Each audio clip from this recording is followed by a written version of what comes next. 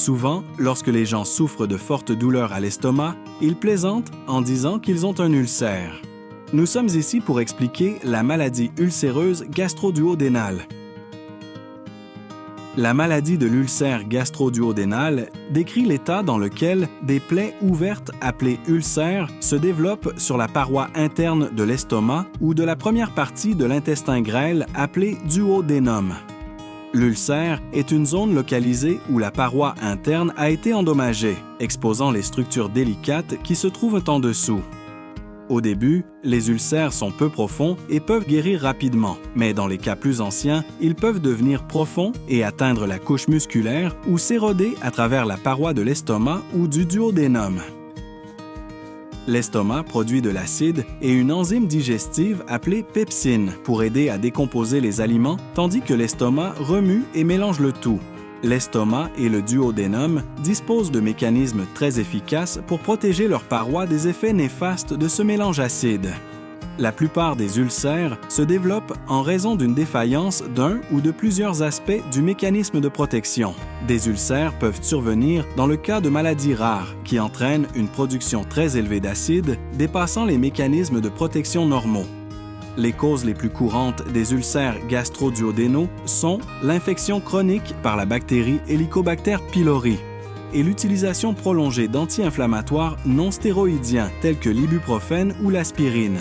Cette bactérie perturbe la production normale d'acide gastrique, entraînant une surabondance d'acide dans l'estomac, ce qui peut éroder la paroi protectrice de l'estomac ou du duodénum. Contrairement à la croyance populaire, l'alimentation, le stress ou l'anxiété ne sont pas directement à l'origine de l'ulcère gastro-duodénal. Les symptômes de l'ulcère gastro-duodénal peuvent varier, mais la douleur est le symptôme le plus courant. La douleur se situe généralement dans la partie supérieure de l'abdomen et ressemble à une sensation de brûlure ou de rongement et est généralement plus intense à jeun. La complication la plus fréquente des ulcères gastro-duodénaux est le saignement. Celle-ci peut être bénigne et ne présenter que peu de symptômes, à l'exception de celles noires et goudronneuses, ou graves et mettre en danger la vie du patient, qui vomit du sang ou évacue du sang rouge foncé par le rectum.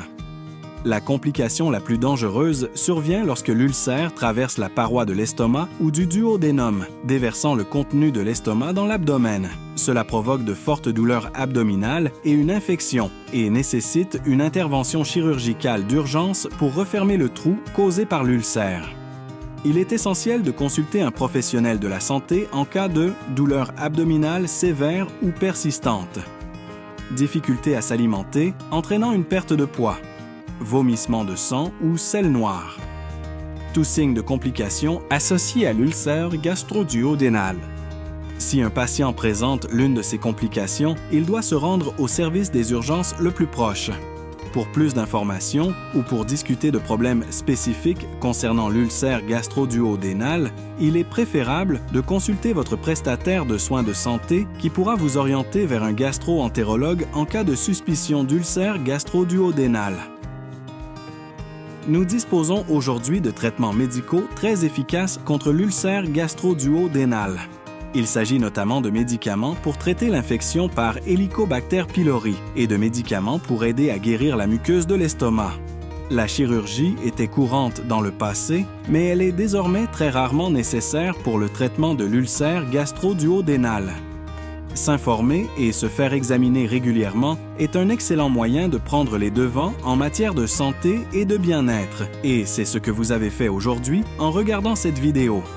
Cliquez « J'aime » si vous l'avez trouvé utile et abonnez-vous à la chaîne YouTube de l'Hôpital d'Ottawa pour recevoir des mises à jour vidéo sur d'autres sujets liés à la santé.